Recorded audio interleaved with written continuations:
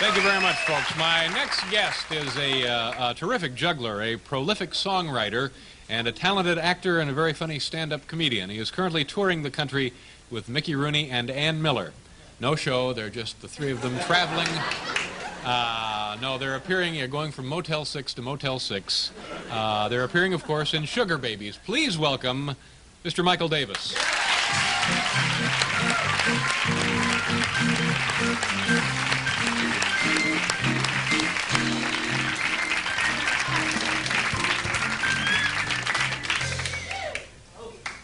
Thank you. I'm Michael Davis. Thank you.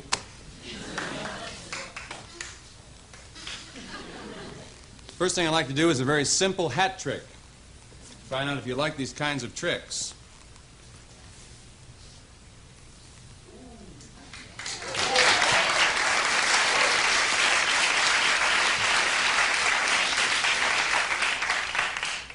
Okay, one more time since you liked it that much. I didn't think it was that good, but you're the audience.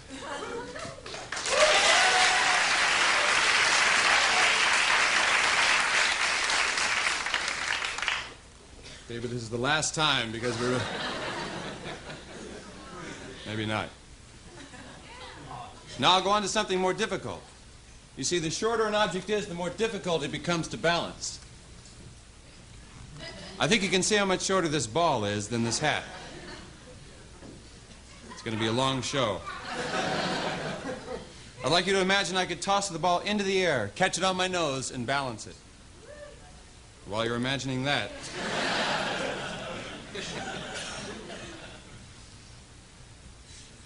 If I could do this, you would remember me.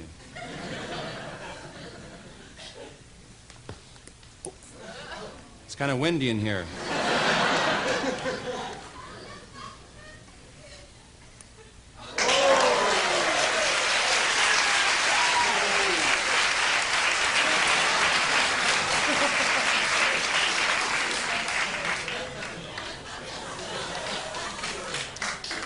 I think you remember me now. It's a gimmick. Cheap trick. But I've been expanding my horizons. I'd like to share this with you now.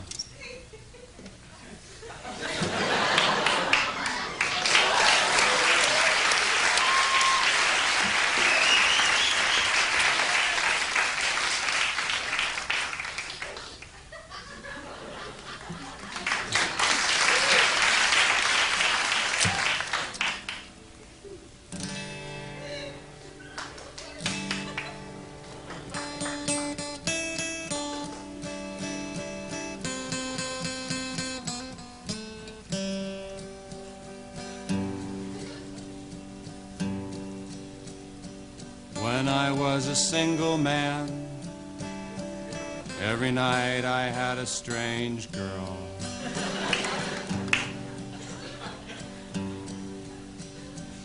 When I was a single man, every night I had a strange girl.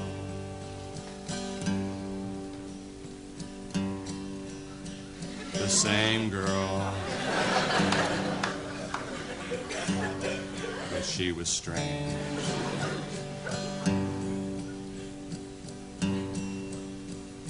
She told me that she liked my eyes, and then one night she took them home.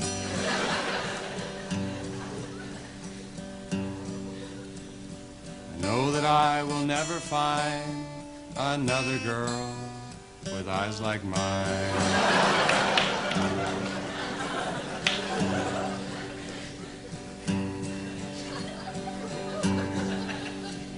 The moral of the story's clear. Think twice before you lend an ear.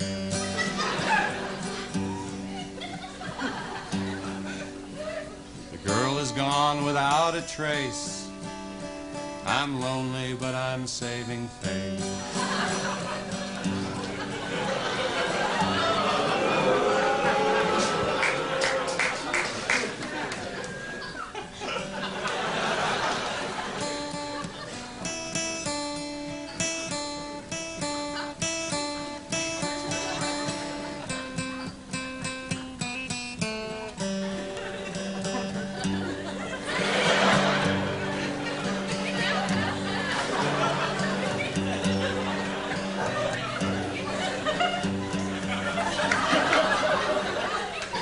flying away.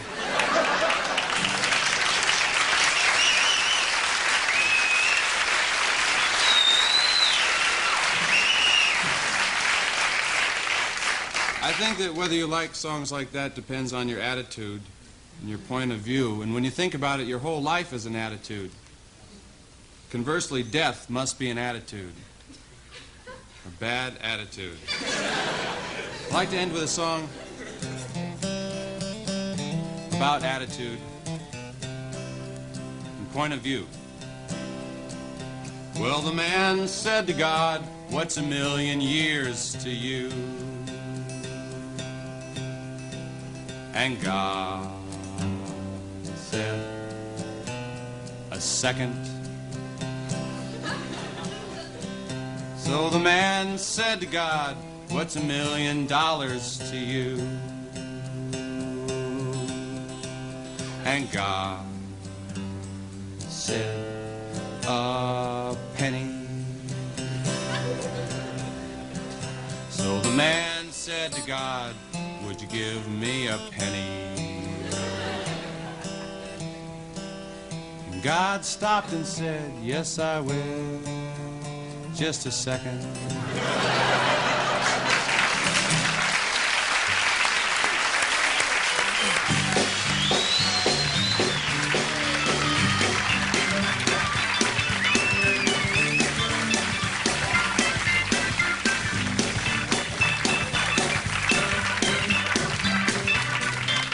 Very nice. Michael Davis. Tell me about, now, are you dating a lot? Is this song that... Strange Girls? Yeah, does that reflect anything that's actually happening in your life? Yes, I am dating. Since I moved to New York, I decided to date women that live in New York. It's easier that way. But the problem with women here in New York is they're very career-oriented. I was dating one woman who was a writer for Cosmopolitan magazine. She was writing an article on how to use and degrade a man and not feel bad about it. I was just helping with the research, yeah. really. Let me ask you about, I mentioned that you're traveling the country with Ann Miller and Mickey Rooney. That's right. I'm not in Sugar New York Babies. right now. I'm in You're Pittsburgh. somewhere else, in I'm Pittsburgh. in Pittsburgh How right are things now. going there? Better than here. No, things are going Good. fine. Things here. are going good. Now, what is it like? What, you got a big van or a station wagon? The three of you?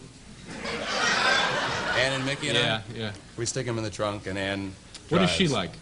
Ann is a great lady. I love Ann Miller. She's a modern-day, what Burns, Gracie Allen. Mm-hmm. She's just like Gracie Allen. Someone asked Ann Miller, "What are you doing for Passover?" She said, "I don't do those game shows anymore." Yeah. She's a great lady. Yeah. I like working. And what- I like Mickey, too. Now, what about Mickey Rooney? What kind of man is he? I'm just glad he's not taller. He's a living legend. He is an amazing man. He's an amazing man to watch every night, do his act. Nice guy? Yeah, he's a nice guy, yeah. Okay. Do you mind doing some I juggling? want to keep in Sugar Babies, too. Do you mind doing some juggling for us, Michael? No.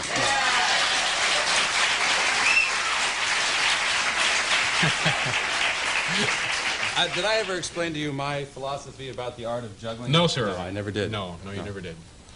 So I have an unusual philosophy. I don't think it's important how many. Of course, the problem is how to get an audience to agree with that philosophy. I found that you have to do the trick with style. Yeah. Two balls, there are many more possibilities. Take away one hand to make it simpler. Now, the truly masterful juggler can even look away. One who practiced can even glance around the theater.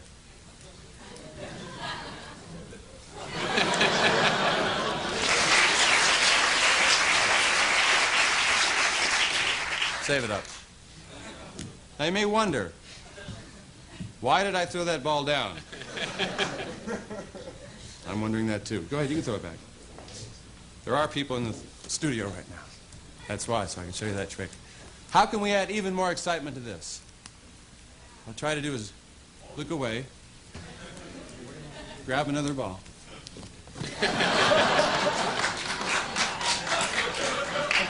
Now watch as I place the ball into the pattern.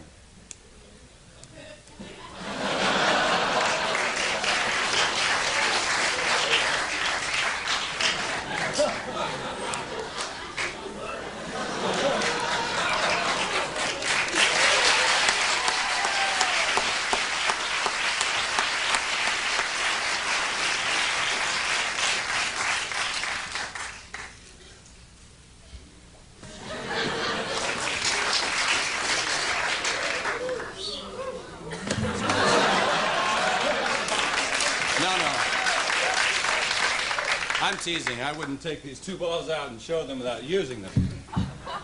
Let's get rid of those three. Seriously. 1, 2, 3, 4. 5 balls up in the air at one time. More than 5.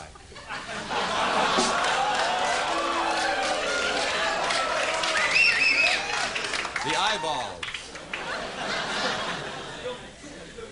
Makes 8 altogether.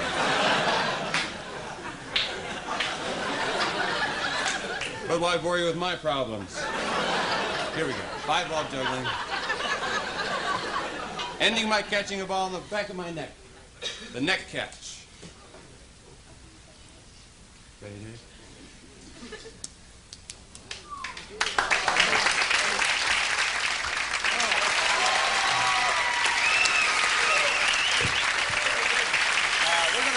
We'll be right back.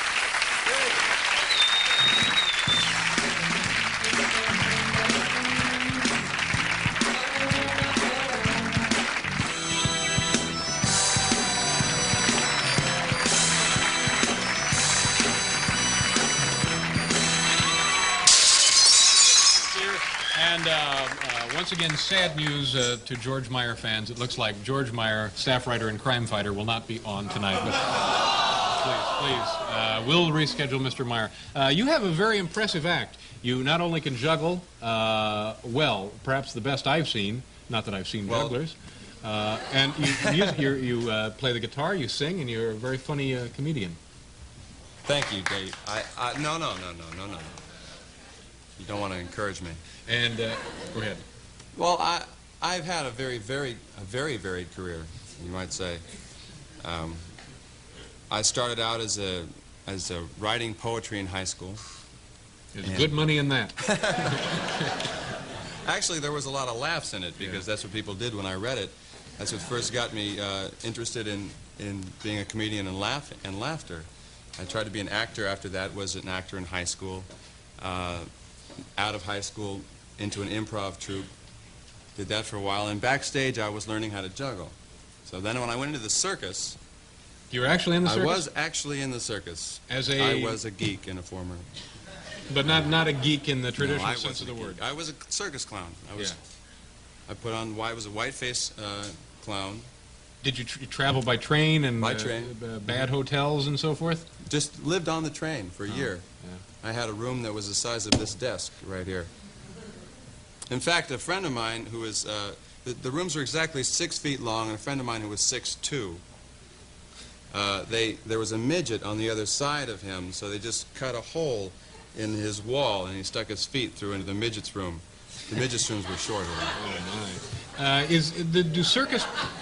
Do circus performers earn a good living? $150 a week. That's what I made.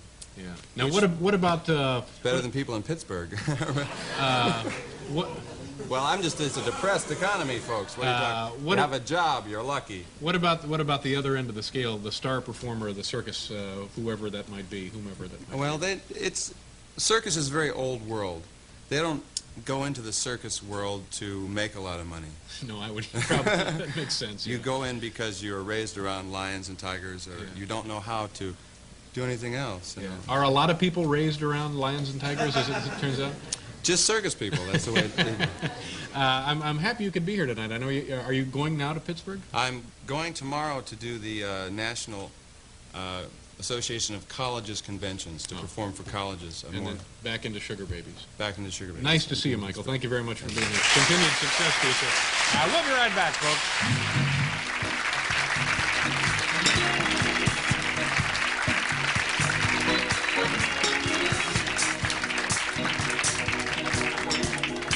Okay. We're out of time. I want to thank everybody in the studio audience. You folks are terrific again. My thanks to Viva and her daughter Alexander. Mr. Michael Davis. Michael, thank you for being here. George Meyer, staff writer and crime fighter, will be rescheduled. Check your local listings for that. My thanks to Paul Schaefer and the band, Hiram Bullock, Will Lee, and Steve Jordan. And Monday, Sly Stone and Sandra Bernhardt from King of Comedy. Good night. Have a good weekend.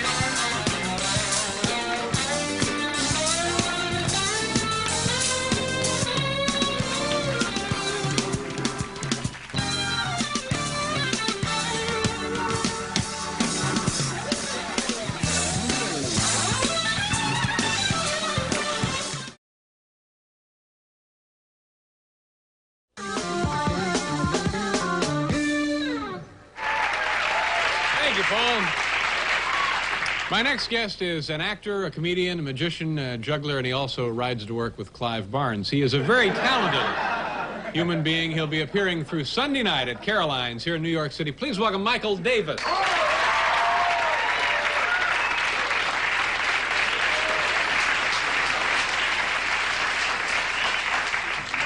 This is a... Oh, property. Oh, you know, I didn't notice that. Yeah. That's right. Property of Ball State University, Muncie, Indiana. Yes. Yes, I have a degree from this institution. I know that.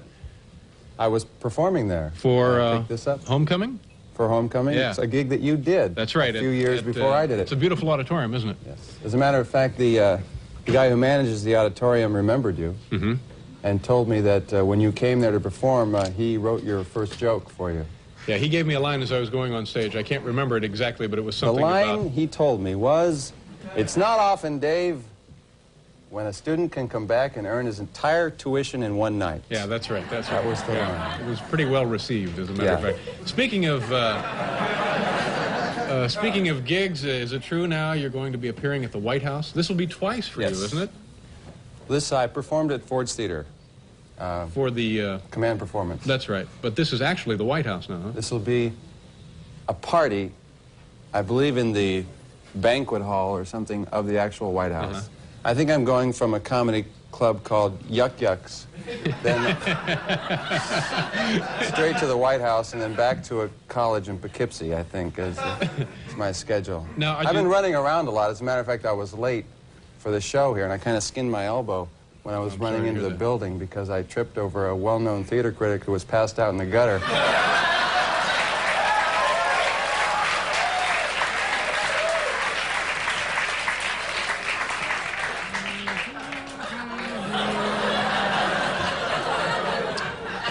I don't know if the audience at home's going to understand that when the show goes on tonight, though. No, I think everything will be intact. Okay. So they tell me. Now, when you perform at the White House, have they said, now, Michael, don't do this, you can do this, don't do that, be careful with knives, be careful with this? No juggling of nuclear weapons and limited nuclear weapons. No multiple heads and...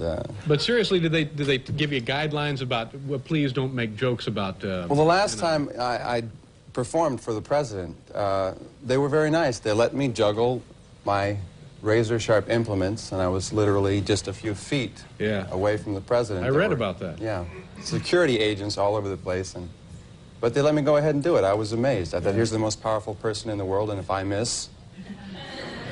Yeah. Whenever I see you perform, you strike me as a person who really has ice water in your veins. Doing that in front of the First Family, does that alter your inner mechanism at all?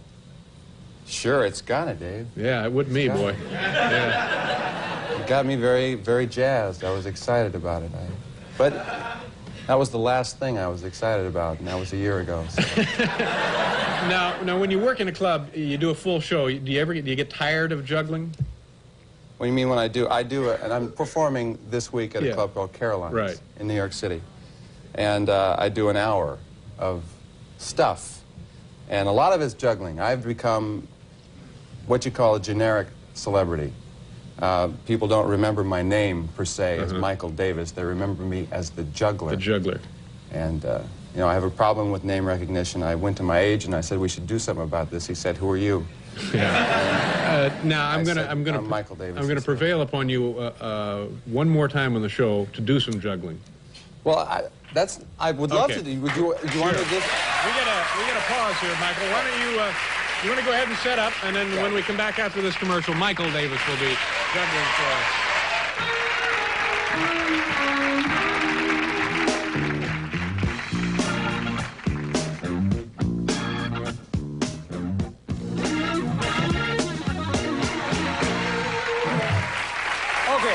Welcome back. Michael Davis is here, and you're going to juggle. Now, this is unusual. This is a, not seen this before. No, this is an innovation that I came up with because I had a lot of different juggling tricks, and I couldn't decide which one to do. This is our wheel of tricks, Dave. Somehow, wheel of tricks. I feel like I'm doing your show, because I thought that this was a way of picking out a trick, and that way, whatever trick that comes up on the wheel, that's the trick that we'll do. We have all the tricks over here. Some are better tricks than others. All right. So this is your initiative to spinning the get a nice wheel trick. of tricks. Get ready. Wish for your favorite trick. Here we go.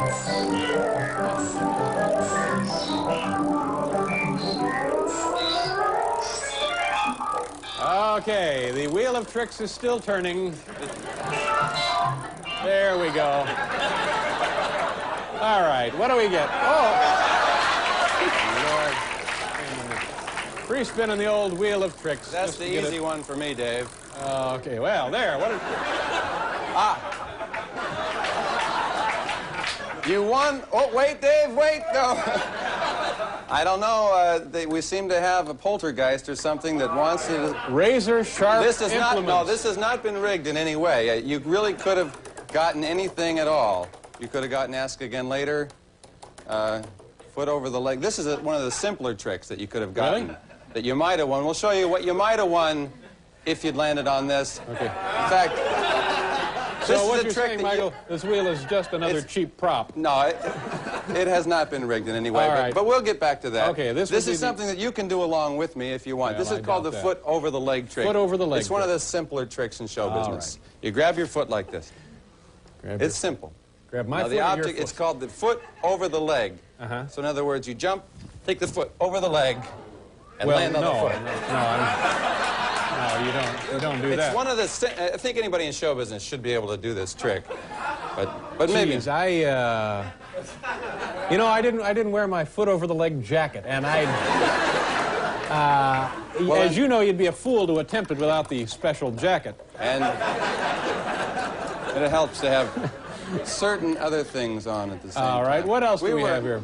What did we land on? What was it for? Razor sharp implements. Okay, razor sharp implements. All right. If you'd like, you can go for something else.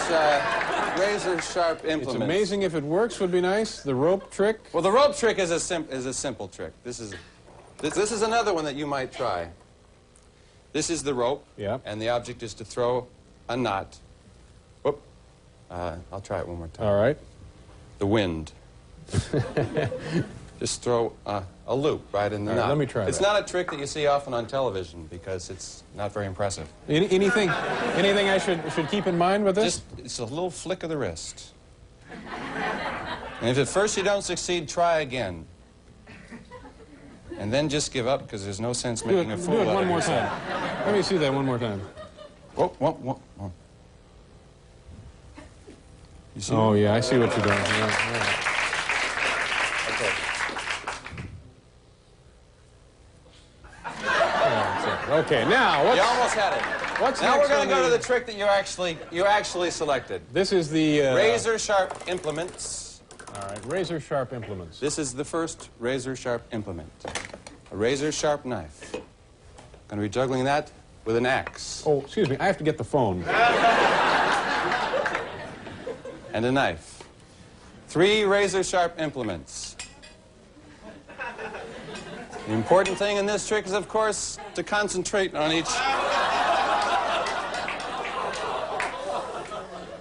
and every object. Before we go any further, a quick dramatic effect with the razor sharp implements. Now,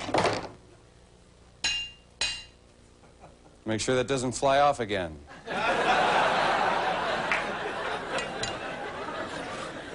I hate that.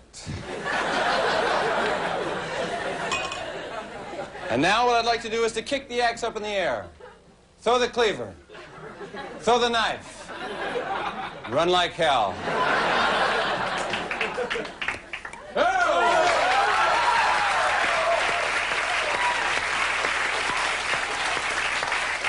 Thank you very much. Thank you very much. Unbelievable. Stopping is a problem, Dave. Yeah. If you wouldn't mind just grabbing one of these for me. Now we'll stop. This is the triple spin ended. Thanks, Michael. Very nice. Good luck at the White House. We'll be right back, folks.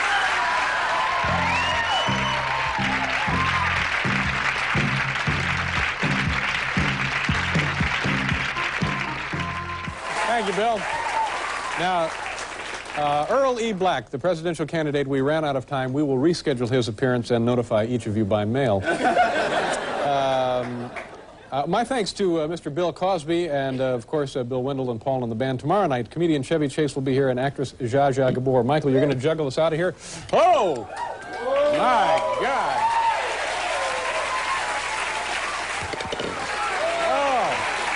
Good Lord!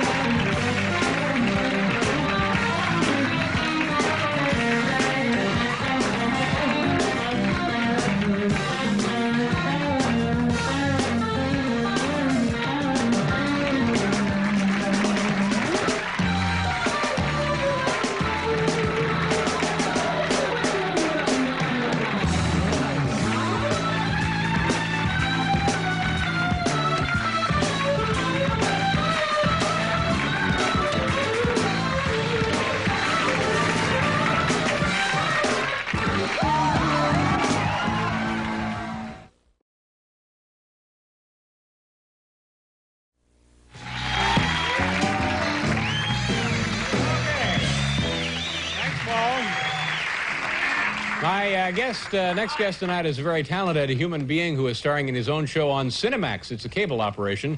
The show is called Michael Davis, The Life at the Party. Please welcome juggler, actor, magician, comedian Michael Davis. Michael.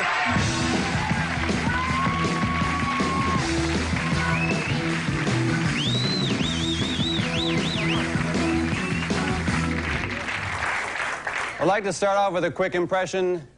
Juggling on a motorcycle.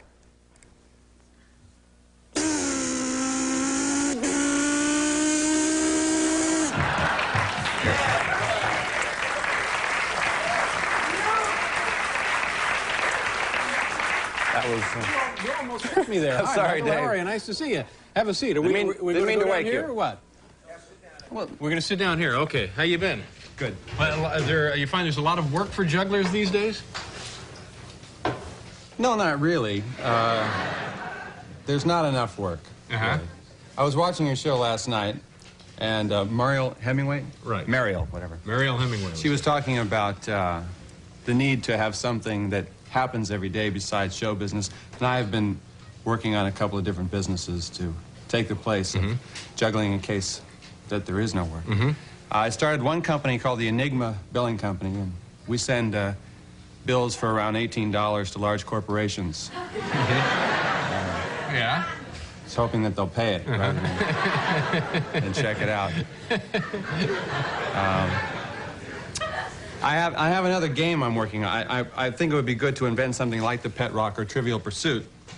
And I notice when I play Trivial Pursuit, there's always two types of questions. There's the easy ones that the other people get. Sure. Like, was Johnny Carson ever married? Or something like that. And then there's the more difficult ones that you get, like, what did Otto Titzling invent? The brassiere. Oh, yeah. No, that's true. I didn't make that up. So no, I've been working. That's not true, is it? Yeah, Otto Titzling. But the problem with Trivial Pursuit is that you have to get all your friends together to do it, both of them. And anyway, I worked on a game called Rhetorical Pursuit. Right. That you can. It's a lot longer, but you can. How does that go? These are a few questions that I'm working on. When they ship styrofoam, what do they pack it in?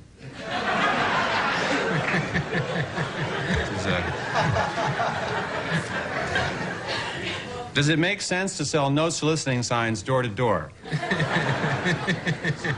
Probably not, no. But these are rhetorical. Yeah. An answer Don't is not answer these. no. Answer these. If most auto accidents happen within 5 miles of your home, should you move 10 miles away?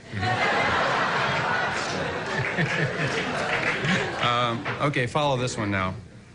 If Rolaids consume 47 times their weight, and you ate 5 pounds, would you be completely absorbed? So, those are, I think you got a future with this, yeah. All right, now... 500 more of those, I'll have a game. Are we going to, now do we go down here and juggle? Is that the deal? Well, we were supposed to talk about juggling first. Didn't we? Now we have, okay. Okay. And then... Juggling is a thing that a lot of people are doing, because it's something that you can do. You can juggle, and it's a fun thing to do. But just because you juggle, that doesn't mean you're a juggler. No, that's true. You're right. Yeah. And you juggle, as a matter of fact. I do juggle, minimally. Minimally, he juggles. Well, we want to just check out your juggling. All right. Down here. We're going to go down here and... We're going to get out a few balls just to see where you're at, because the last time I was on the show, you happened to pick up a few props and juggle them. Oh, here you are. So... And that's the first time I knew that you could juggle. Oh, these, now what are these? You can't just go into any store and buy these. These are like, those are like toilet floats or something. What are those Actually, things? these are dog balls. Oh, are they? They're, yeah, those are nice. And boys eat Hard best. rubber. Oh, there you go. Okay. All right, now this is, anybody can do this. Most folks. Very good. Excellent. And of course, I know two variations, one of which I may be able to do here. Let's try this. All right. There you go. Try one more time. Excellent. Okay. But that's... Let's try this one here. I'll teach you an easy one. This is the head bounce. Oh, look at that. That automatic... There we go. The head bounce. Try that one. Relatively painless.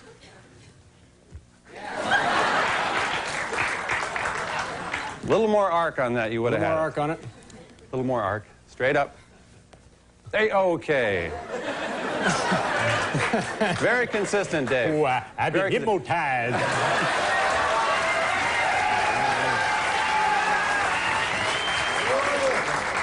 There are a lot of fancy stuff you can do. Yeah, well, that's all I can do. Okay, we got to... Fancy stuff. But anyway. See, that's amazing. Now, you see, those are the impressive tricks you can do. But there's two ways to go in juggling. You can spend your life practicing for something that people really don't care about, or you can get a gimmick.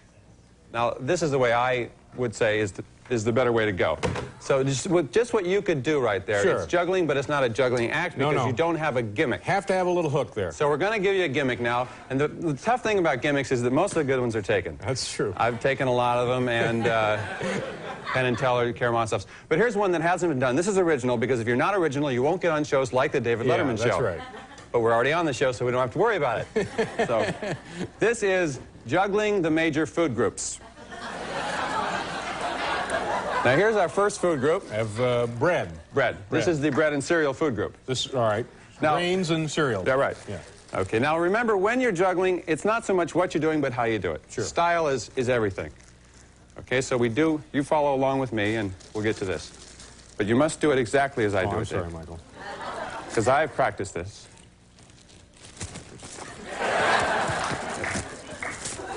Okay. A little patience may pay off in the long run on this trick, Dave. So, because what we're going to do here... Oh, yeah, yeah, okay.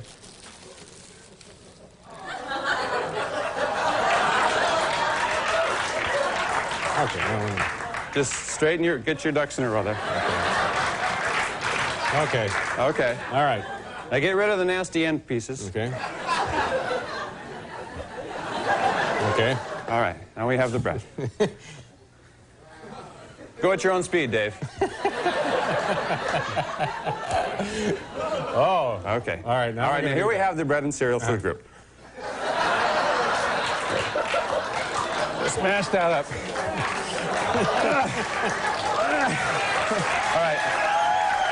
Tear off this part. I know this is a waste of food and there are people juggling in India, but there's millions watching. It's only 2 loaves of bread. Take a little off of there? Okay. Take that nasty brown part off. That's not good. I'm not going to take that off. Okay. Well, crush it up then. Get a nice ball. We used to do this at Halloween. We couldn't afford a pumpkin, so we just put this in our window. All right, have your ball. There you go. Right. So you can do the head bounce again with that. What's next? This is a week's supply of bread for the normal family. All right. We got to go. We got to move. Next, we go with the meat food group. This will be the meat food group. Oh, no. Here you go. Oh, no, no, no. Well, the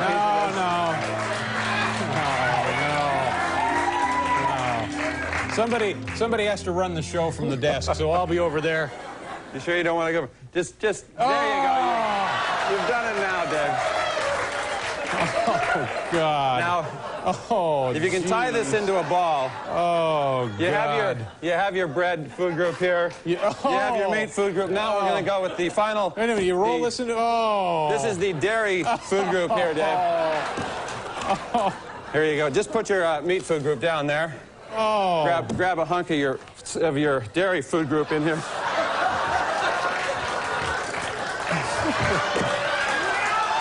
you go. Just pat that up.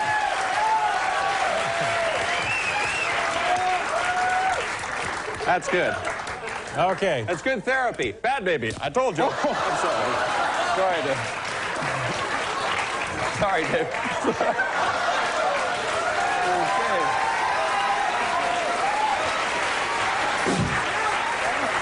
All right, now. Paul, did you want to check and see if this is real liver? And now, of course, taking the very basic juggling that you did before, you see how much more interesting it becomes. God. Oh, help me. Please, on your help mark. me. Someone, please Get set. help me. Juggle. Oh.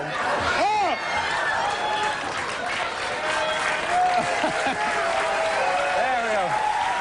And we did it. Head back.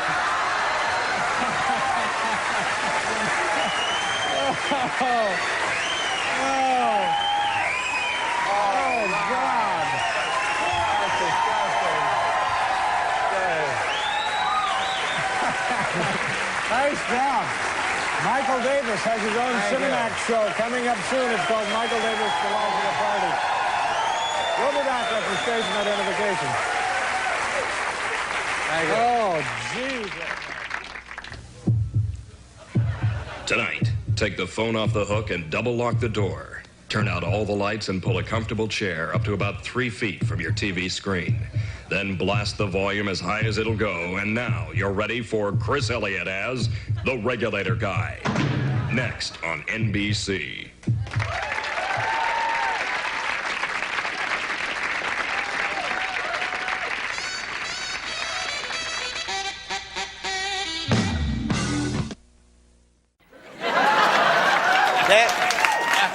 He was hot.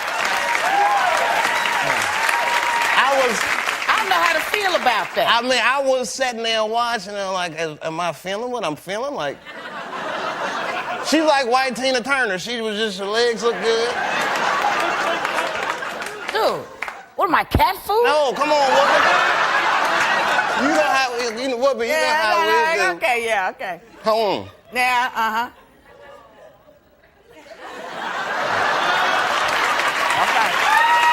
I just want to make sure now, you know. People always give me trouble. I just want to show I can turn a brother out, too. No, ain't no question. You know? Shoot. Listen, what do you think about all this war stuff? What's your opinion? Well, it's funny you ask. Yeah, ain't it, though? You know, it's hard to form an opinion because I just don't understand what's going on. Like what? I don't understand what's happening. I mean, on the one hand, I'm sure Saddam is dangerous. They say he's dangerous.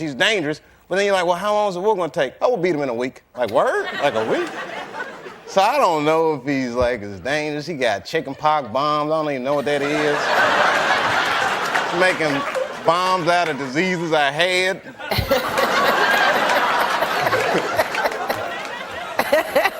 know what I mean? Yeah. Like, you know, and then it's like Colin Powell comes up with his evidence, which I'm not sure if it was good or bad. He just played some tapes of Arabic. I can't make it any clearer than this. We've got to go. Like, all right. I don't know.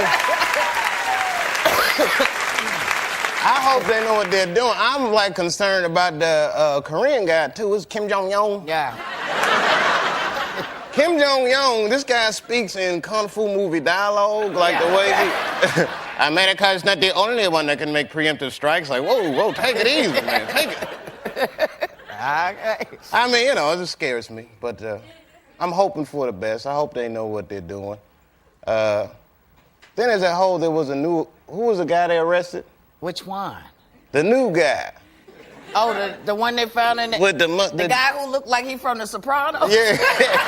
Yeah. You know what I mean? They look like they got him off the set of The Sopranos. Yeah, I'm like, that ain't real. They showed his terrorist headshot, and I was like, you sure that's the same dude? Yeah. Like, but You think they go to the photographer to get the headshots? I don't know where they're getting all these pictures from. And the thing that shocked me the most is that bin Laden is still alive. I was under the impression he was dead. Granted, he done dropped him with tapes from Jay-Z last year. But I thought he was dead. Like, you know, they could have like some kind of Rich Little in Afghanistan, like Bernie does a good bin Laden. Just have him do an impression and make the tape, you know. But it turns out that he's alive, and I've been watching all these tapes of bin Laden. It's like, where do they get all these tapes from? Is it like a blockbuster in Kabul? Do they have like an Afghanistan's TRL? Like, coming in at number 3, bin Laden shooting a machine gun on one knee.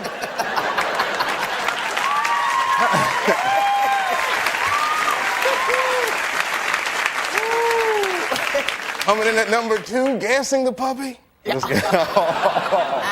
I know it was a bad tape. I'm just... So are you, along with doing your show, are you out on the road? Are you doing live performance? I stay on the road. I'll be in Chicago soon, and somewhere else I'm going. I'll be on the road till like May.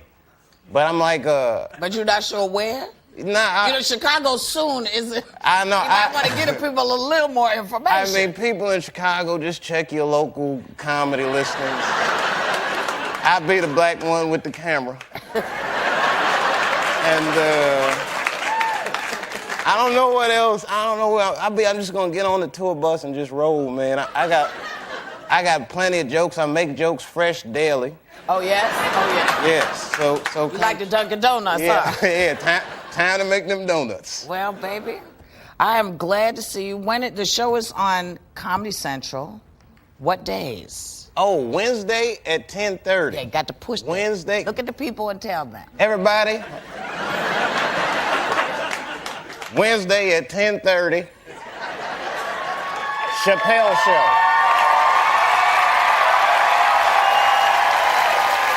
We'll be right back with Andy Vestola.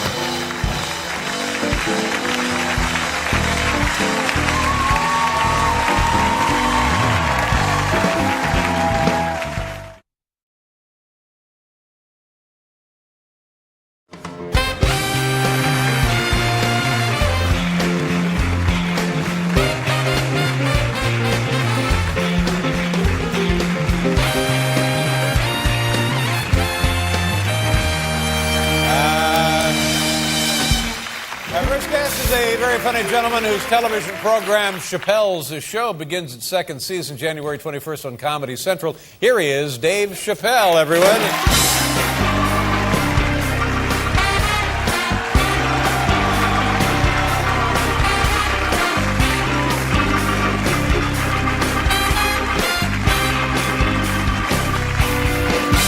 Welcome to the big program. I understand you flew in today from someplace that wasn't quite this cold. Where were you earlier today? I was in Puerto Rico. Wow. Nice going. No offense, everybody. It was fantastic, Dave. What were you doing in Puerto Rico? Vacation, I guess, huh? No, it was a corporate retreat for the good people at Viacom. Really? Yeah. And what was that good, or I don't know? It was great. Yeah? Yeah, I was nervous, you know, because I've never been to anything so corporate before, but they know how to have a good time. Right. You know, and I was surprised how diverse the Viacom corporate hierarchy is. Mm-hmm. I mean, I met all four of the black people. Nice.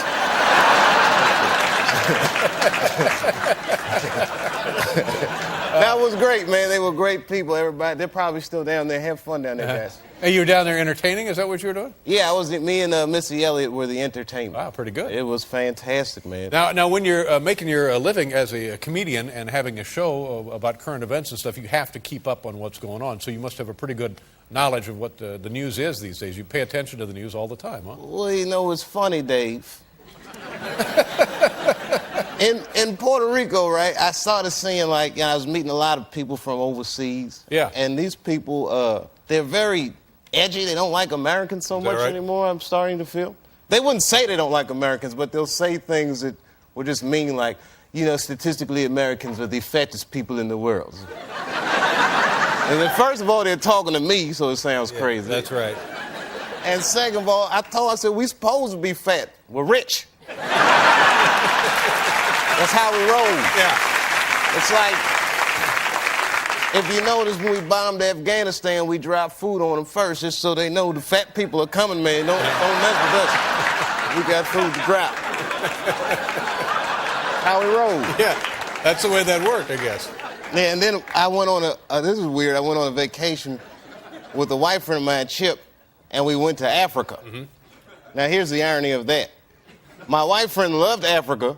I had a terrible time. Is that right? Yeah, but my whole thing was like, it was just too much crime and poverty and disease. I could go home to D.C. if I want to see that.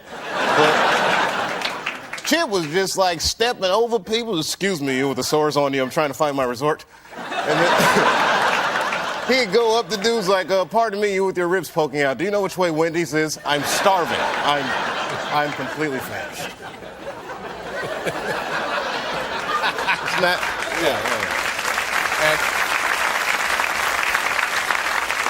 And you mentioned Washington, D.C., but you actually live on a farm in Ohio now. Is that right? Yes.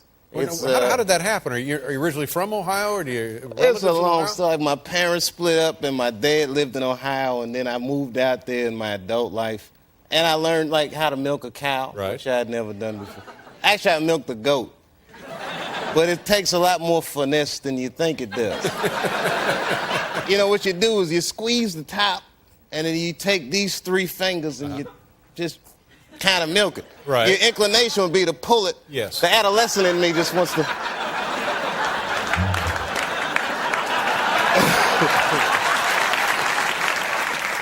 But it was great, man. It's kind of nice because you get away from all the struggle and strife of urban life. Like, you know, ever since the war and the election, there's so many other things going on that kind of fall by the wayside. Yeah. It's big stories. Like Roy got bit by a tiger. I don't know if you heard about that.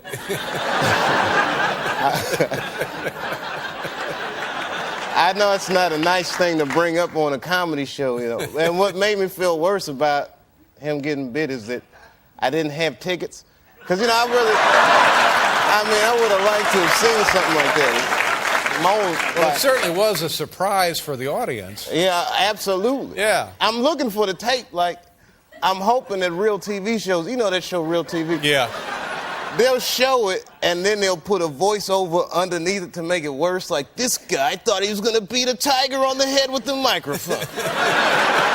It looks like the tiger's in control of this show, Roy. You know. That was a big one. A lot of stuff happened. There was the blackouts. Oh, my God. Wasn't that awful? It was really scary. Yeah. You know who actually enjoyed it, though? The homeless. I went outside. They were like, well. It's not as easy as it looks, is it, Dave? That was a big deal. Yeah, it puts everything in perspective then, doesn't it? Yeah, it was crazy. Yeah. Now, do you, when you're out there on the farm, do you miss the city? No. I mean, you know, every once in a while you're gonna miss like that exciting city life, but I got digital cable, man, so I watch everything. If I want to see some crime and criminals, Law and Order, Oz, I can watch all these things and feel right at home. Sometimes I'll pee in the living room to get that New York smell going. I see. Well, that's certainly refreshing. And everybody's so much more conservative than me out there. I mean, from like just personally and politically, like, you know, politically. I almost went to this war demonstration. I almost went. Until I saw what happened to them Dixie chicks. I said, forget that. Yeah. If they do that to 3 white women, they're going to tear my black ass to pieces. Or just stay in the house and hope for the best. Well, now tell us about the second season of Chappelle's Show. Tell us about the show, and then tell us about the second season. Well, It premieres January 21st, I know that. First of all, I got to say thanks to everybody who watched, because I'm amazed that I even get a second season. Well, that's good. Yeah, I'm very excited. But my show it's crazy, man. It's a sketch comedy show. We shoot all the pieces like remote pieces. We shoot them on location. So it's kind of like doing stand-up with visual aids. It's a real personal show. And at times, I guess we walk the line of edgy, which is not what I'm doing on purpose. It's just that, you know, I'm used to working nightclubs. If you do a nightclub act, you know, anywhere but a nightclub, it seems edgy. That's right. So the show is insane. Yeah. Yeah. The show is insane. It's insane. It looks crazy. Well, good. I'm not crazy, but it looks well, like. I thank you very much for leaving Puerto Rico to come up here tonight. Man, are you kidding? It was an honor, good man. Good to see you. Thank you very much. Good luck with the show. Dave Chappelle, ladies and gentlemen. We'll be back with Carmen Electra.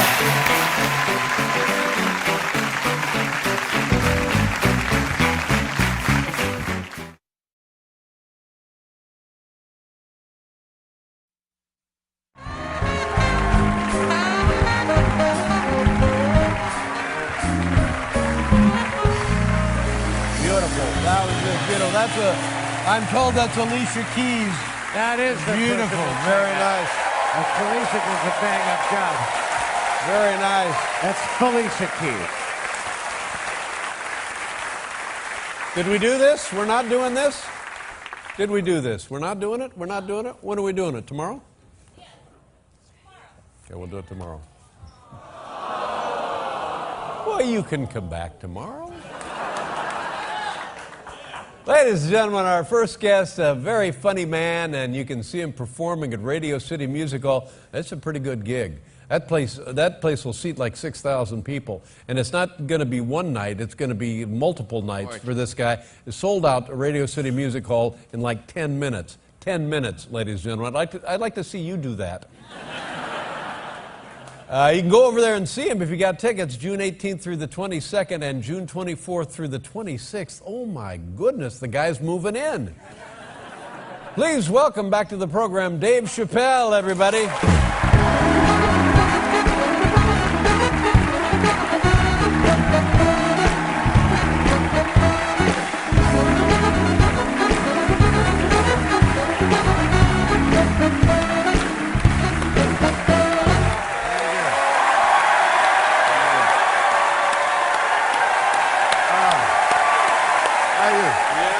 That's right.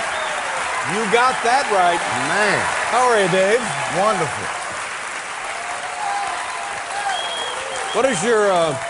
What's your middle name? My middle name? I have several. Kari Weber. Kari Weber. Yeah, that's my middle name. I have 2 middle names. That's nice. I was hoping my middle name is Michael, and I thought, wow, this would be great if your middle name was Michael, or if my name was Dave Kari Weber Letterman. This is the weirdest start to an interview ever, by the way.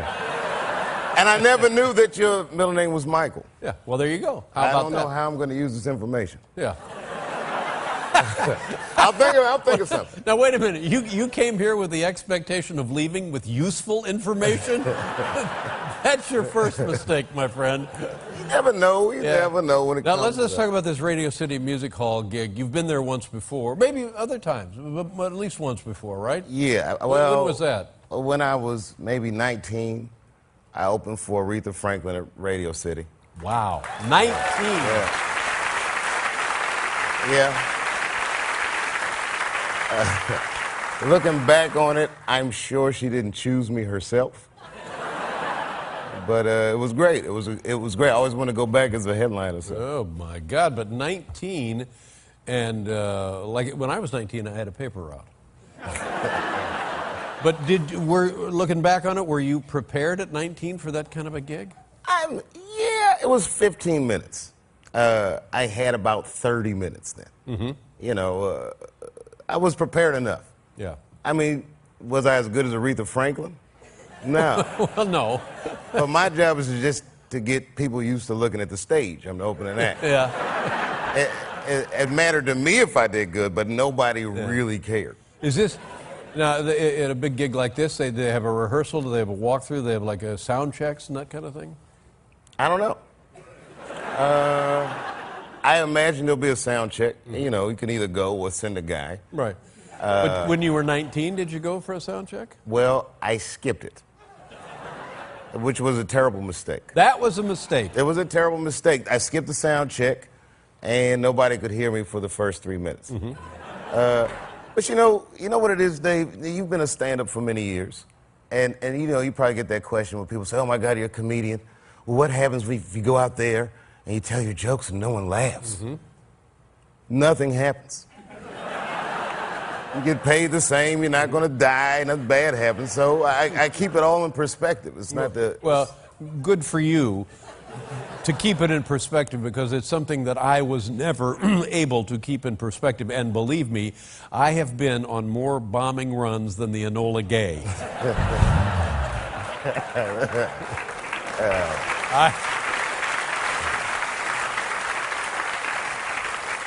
But I'm of the belief that the best comedians bomb hard. When they bomb hard. You take chances. Sometimes you fall flat, sometimes you do great. I think that's my favorite comedians did that. Now, in having this discussion not so very long ago with Jerry Seinfeld, he said that when he's in a situation where he senses that things are not going his way is when all he does is rely on the material. He doesn't worry about anything else. He just goes right on with his material, and sooner or later he will prevail. Do you have that experience? Not at all. No. No. We'll be right back with Dave Chappelle, ladies and gentlemen.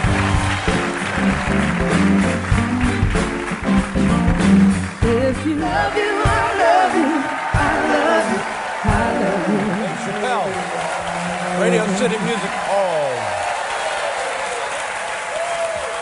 We haven't seen you in 10 years. And tell us what you've done. I believe this is correct. Since the last time I saw you, you now have 2 additional kids. Is that correct? Yeah, I'm a baby-making machine, Dave. Congratulations. That's how I like to chill. How old are the kids now? My youngest is 5. She has a brother that's 11 and a brother that's 13. 11 and 13. Tell me about 11 and 13. What is that? Is that good? Is it trouble? Can you smell trouble from here? What are we looking at? Yeah, you know, you see yourself in your kids. Yeah. So the boys, I know what they're up to. Like when my son's like, I'm going to my room. I'm like, yeah, I bet you are. I know what you're gonna do up there. But maybe it's not as bad as when I was. I don't know what he's doing up there, you know. But you have a hunch. I have a hunch. I got my suspicions. Mm-hmm. And the little girl, how's she doing? She's actually backstage. That's nice. She's couldn't find a sitter. Yeah. It's 4 in the afternoon. It's a little hard, you know. I think that the part of me that's a comedian is reflected the most in her. Really? Yeah, whatever that thing is that makes a guy funny or want that kind of attention, she's got that more than her brothers. They all have it, but she's the next Jedi. Not knowing anything about this, that's a good thing for a little girl, right? A little girl, this is a nice thing, right? So far, yeah. You know how it is. It starts out cute, and then by the time you're a teenager, it gets a little, it can be wild. I don't know what she's going to say. Yeah. She's her own person, though. It's interesting to see someone come out. Yeah, that's the way it works. 5 years into it, she's already doing her own thing. Now, you had the Dave Chappelle show at Comedy Central, and then you didn't have the Dave Chappelle show at Comedy Central. And in comedy, the reason most people have a show and then don't have a show is because they say, well, we don't want you to have a show anymore. But that wasn't the case here. The case here was I guess you said, I don't want your show anymore, and you took a hike. It's worse than that. It's worse? Yeah. Well, now, are you tired of talking about it? It's 10 years, of course you're tired of talking about it. I don't talk about it. It's like, I just, listen, here it is. Technically, I never quit. I'm 7 years late for work.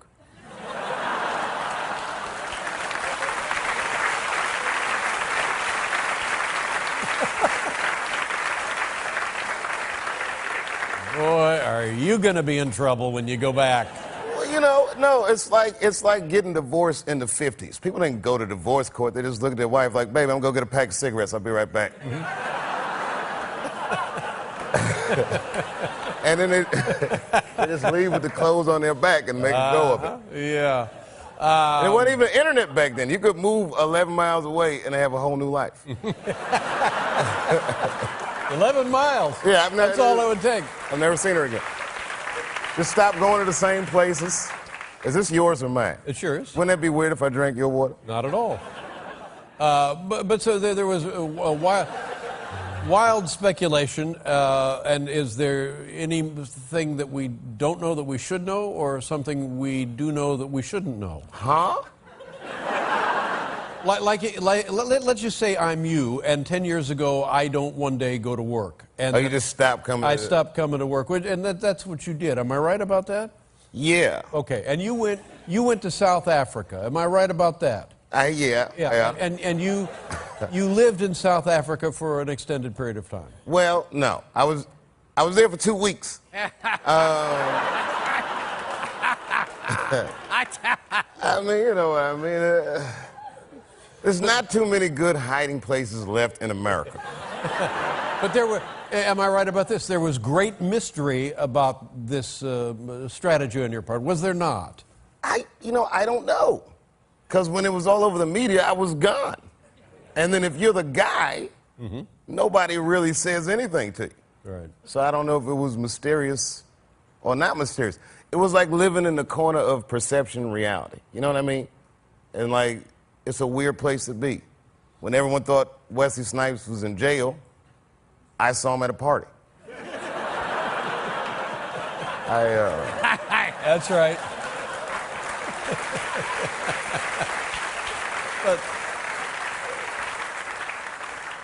But here's what I remember about it. Comedy Central, your former, that's where the show was. The show had been on the air 2 years, maybe 3 years? 2 years. We were shooting our third season. And there's a negotiation, a renegotiation, and they said, here, we're going to guarantee you an enormous sum of money to continue doing the show because it's so successful.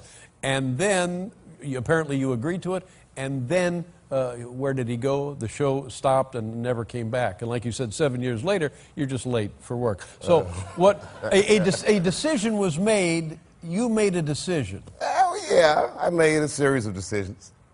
Do you regret saying, I don't want this enormous sum of money? Well, okay, look, Dave. It's very hard to go through something like this because no one's really done it before. So there's not too many people that don't think I'm crazy, right? So I look at it like this. I'm at a restaurant with my wife. It's a nice restaurant. We're eating dinner. I look across the room. I say, you see this guy over here across the room? He has $100 million. And we're eating the same entree. So, okay, fine. I don't have $50 million or whatever it was. But say I have $10 million in the bank. The difference in lifestyle is minuscule. The only difference between having $10 million and $50 million is an astounding $40 million.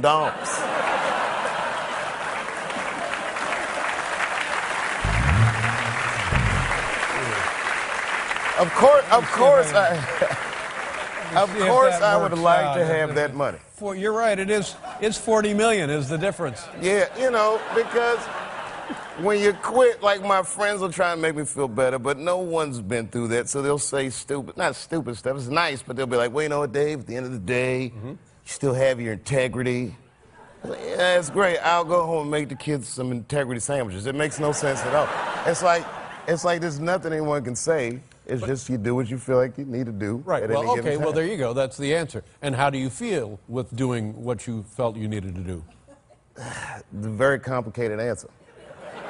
Because I've felt a variety of ways in the last 10 years. You know, whenever there's something that I'd like to have, that I could have afforded, that I can't now afford, well, then I'm upset about it. But then when I see a guy going to a job that's time-consuming and he doesn't have the free time to do the things that I get to do, then I'd feel good about it. But overall, in your heart, in everyone's heart, we know money is not the answer or the solution. Money is the fuel for choices. Money gives me choices. So that's not nothing. It's something. I can choose when I want my kids to go to school. I can choose what I want to eat in a given day. It's not the end, but it's not the end-all, be-all. There are other things in my life that I did not purchase with money that are very valuable to me. That's right. And let's just say you had the $40 million. Who's to say you would be a happier or better person? I think I might be a happier person.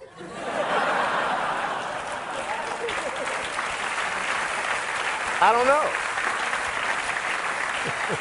There's no way of knowing. But you know, sometimes I listen to a Jay-Z record and it starts making me feel bad about some of the choices I make. Yeah. This guy's had more fun on 2 songs than I've had in the last 11 years. But who among us doesn't make choices we have regrets about? All of us do. All of us do, yeah. Now, tell me about the Radio City Hall gig. I was told that the demand was so great that more dates have been added in addition to the ones that I mentioned. Am I right about that? There's been one added for June 23rd now. That's actually going on sale at midnight. At midnight. And I held that show. It wasn't just about the man. There was an artist that I really wanted to work with. You know, I'm a big fan of the hip-hop music. It is the 20th anniversary of arguably one of the best hip-hop albums ever made. That album's Illmatic. That artist is Nas. So I am very lucky to be able to say that I'll be playing Monday the 23rd at Radio City Music Hall with Nas, 45-piece orchestra. Wow. It's going to be 45-piece orchestra in Radio City Music Hall. It's going to be. Okay, so we got June 18th through the 22nd. And now the other show goes on sale tonight. Well, that would be June 23rd. Then we have shows June 24th through the 26th. You're going to be a very busy man. I'm going to love every minute of it, man. And I really appreciate doing the show. Well, it's great to see you again. I'm happy to see you on television and off television. I feel the same about you. Much respect to you, David. Very kind of you. Thank you very much. Dave Chappelle, ladies and gentlemen. We'll be back with Laura Prepon, everybody.